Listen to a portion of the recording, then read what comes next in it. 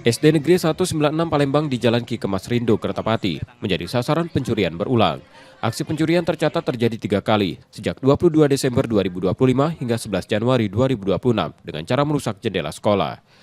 Pelaku membawa kabur berbagai aset sekolah, mulai dari alat elektronik, material bangunan, puluhan seragam siswa, hingga perlengkapan belajar dan olahraga. Pencurian diduga terjadi karena sekolah tidak memiliki penjaga. Kalau untuk dari kerugiannya itu yang pertama itu mungkin sekitar 11 juta, kemudian yang kejadian kedua dan ketiga ini mungkin sekitar 20 jutaan.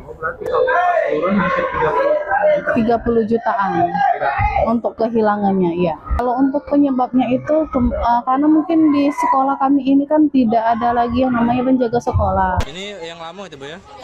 Kasus ini telah dilaporkan ke kepolisian dan Dinas Pendidikan Kota Palembang. Pihak sekolah berharap pelaku segera ditangkap karena barang yang hilang sangat dibutuhkan untuk kegiatan belajar mengajar siswa. Yudi Kiswanto, Kompas TV, Palembang, Sumatera Selatan.